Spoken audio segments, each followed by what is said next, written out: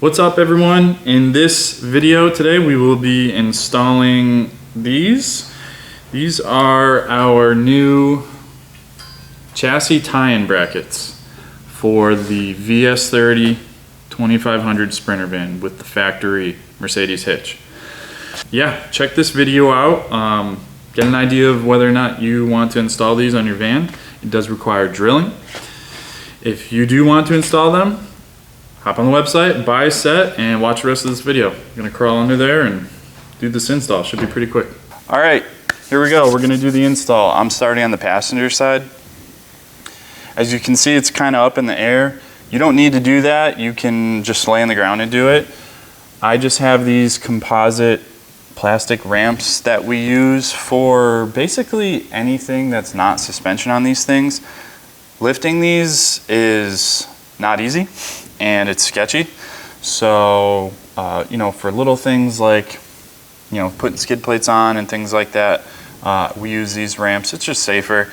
So you should definitely get some of these for home, just for, working on it, doing small things, especially washing underneath, because all of you wash under your vans, right?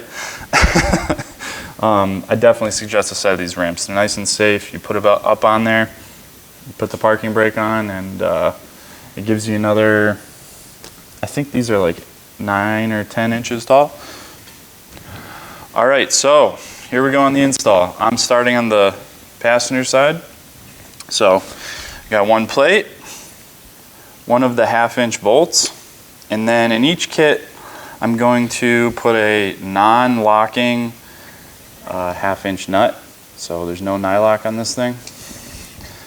And then you're gonna need a Sharpie. So what we're gonna do is we're just gonna slide this up in there, locate it with this one bolt, snug it up with the nut, push it up in there, and then mark all these holes with Sharpie. So here we go. So this is an Integra launch, so it still has the factory tailpipe.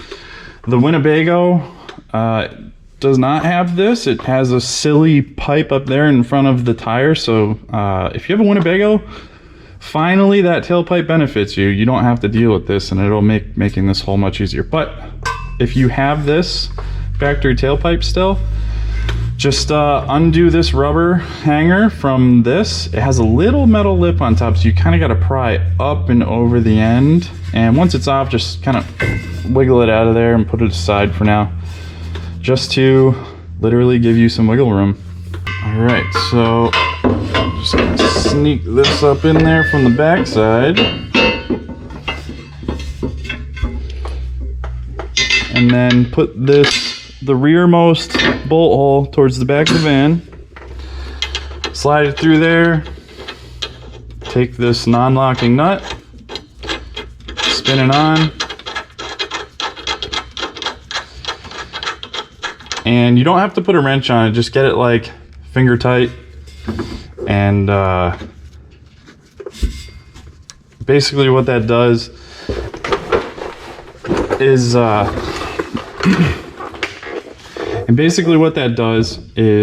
you want to get this surface of the hitch and the chassis tie-in bracket nice and flush. Because when you snug this thing down, you want everything to fit nice and tight. So when you drill these holes, you want to make sure this part is flush, so you're not putting any weird tension on anything.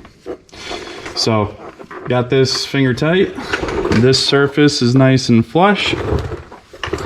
So now I'm gonna push up on this very hard.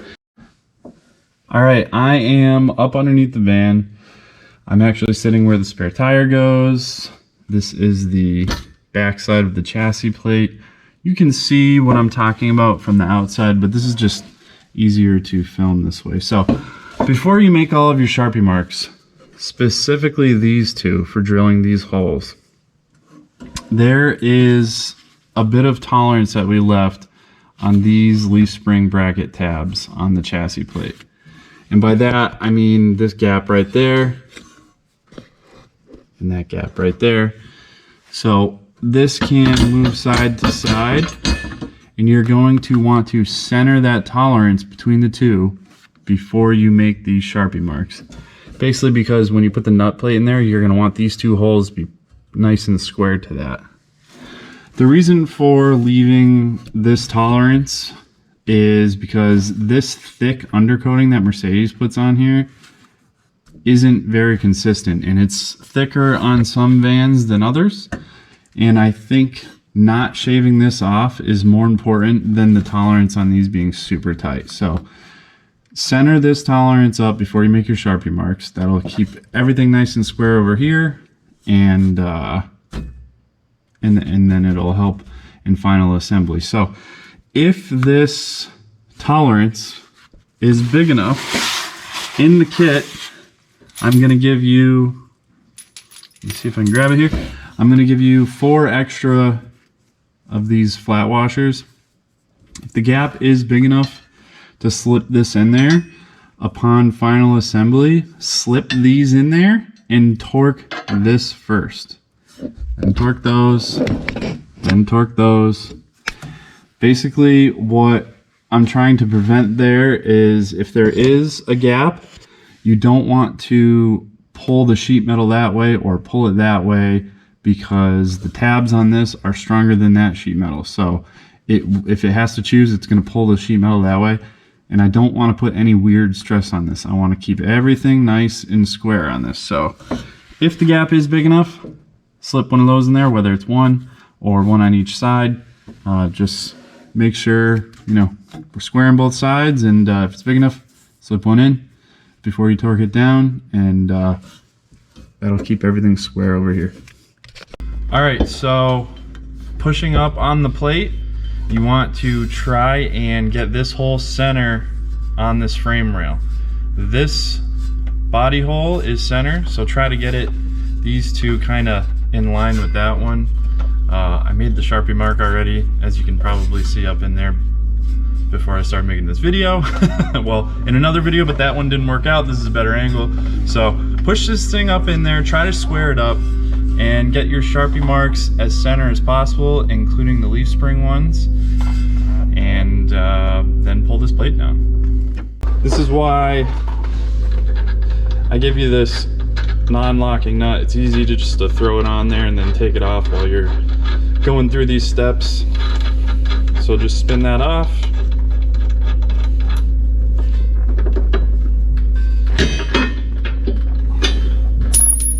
Pull that bolt out and pull this down. So as you can see there, when I just dropped this plate down, I slipped it by this gray rod.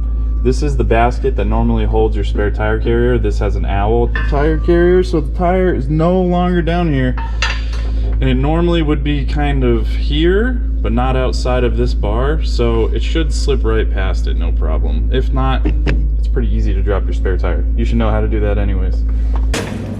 All right, so the next step is drilling the holes. I like to use step bits like this one, mostly because the bigger the hole, the longer the bit usually is, and as you're about to see, it's very tight underneath there.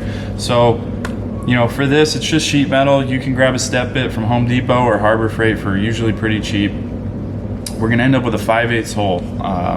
I'm starting with my smaller bit here because the tip of it's actually an 1/8 inch hole, perfect for a pilot, and it's gonna step it all the way up to, I believe that's 1/2 inch, and then I'll switch to another step bit that's a little wider, and we're gonna end up with a 5/8 hole.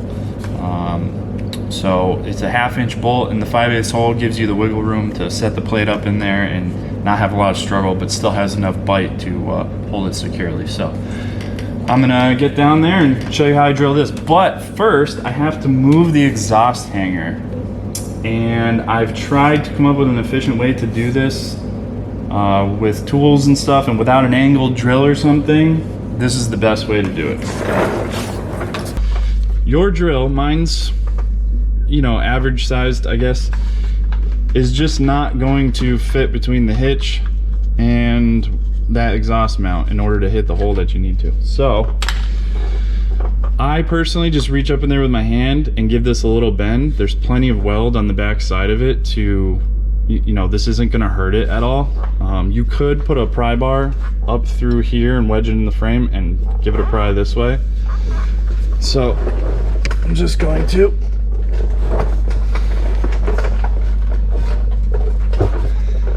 just tweaked it a little bit, like maybe an inch, and now the drill is gonna fit nicely between the hitch and that exhaust mount to drill that hole.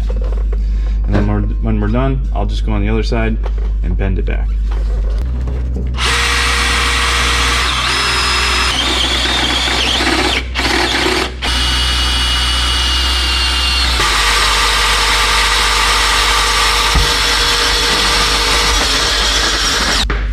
Alright, so I got the pilot holes drilled. Now I'm gonna step it up to my a little bit bigger bit and just hit it until the 5/8 hole.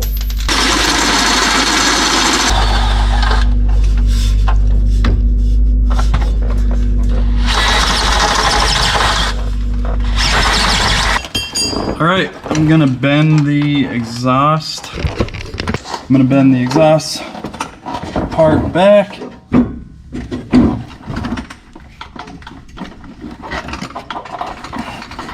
Pretty easy. This is a very thick piece of metal and there's a big weld up here, so this doesn't mess with it at all.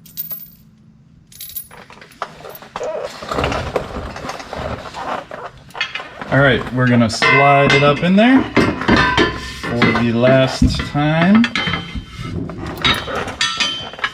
Put in the hitch bolts first.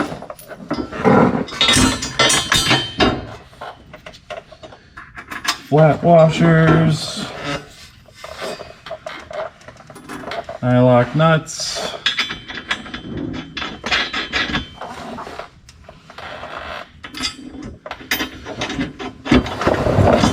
Then we're gonna move over to the leaf spring bolts. Flat washer under the head of the bolt.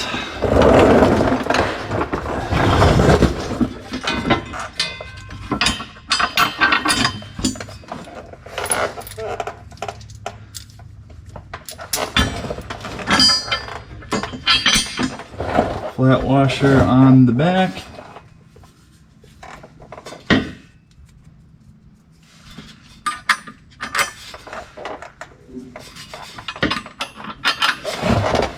And then your nylock nuts, just start them, don't tighten them yet.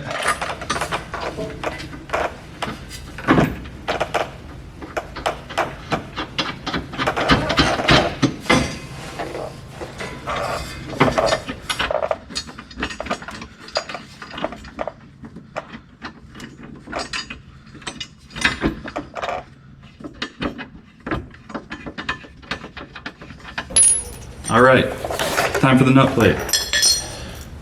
Get your bolts all set up with your lock washer under the head. Come on now, focus. Lock washer under the head, and then the flat washer. Get both of them ready so that once that nut plate is up in the frame and you grab it with your needle nose, you can just start those bolts, no problem.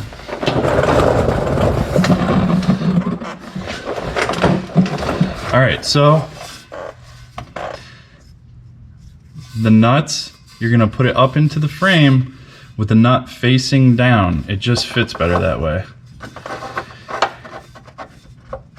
Slides right up in there. So then this is the tricky part, is you have to flip it over in there. Kinda scooch it over and move it around until you have your two needle nose holes. See them up there? And then you're going to gently get your needle nose in there. Come on, of course I grabbed my biggest needle nose pliers I own. I probably should have grabbed the more narrow ones. But all good, all right. So I grab it, I got it. Now I just have to get this up through there and get the thread started. This may take a few tries. I just nailed that one. Let's see if I'm lucky with the second one.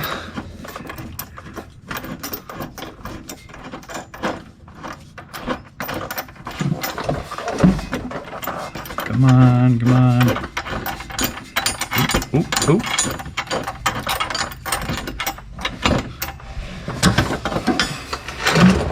Can't tell if I got it or not.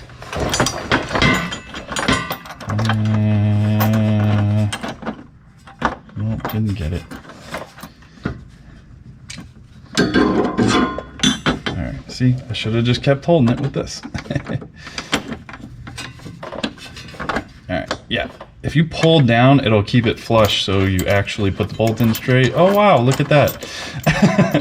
So make sure you hold it and pull it down flush on the frame, and wow, what a miracle. The bolt went right in.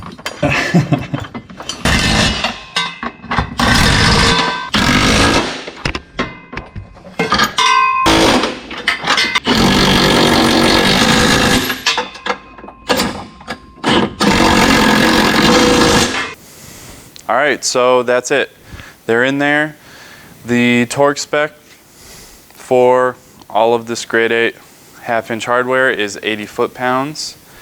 I do have one more thing that I want to mention. It's totally optional, but a lot of parts manufacturers have their tips and tricks for anytime you drill a hole or cut anything on a chassis, whether it's paint markers and dabbing up the metal edge or squirting some spray paint on it.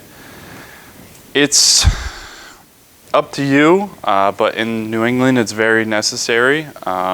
We have corrosion issues here, so if you go under the Mercedes chassis and you run your finger across your diff cover or any of your body seams or your pinch weld along the side here, you're gonna find this thick, waxy substance, and that is the best thing you can do. So all of this grade 8 hardware that you just installed, the holes you just drilled, if you want to do a rust preventative, this is what I suggest.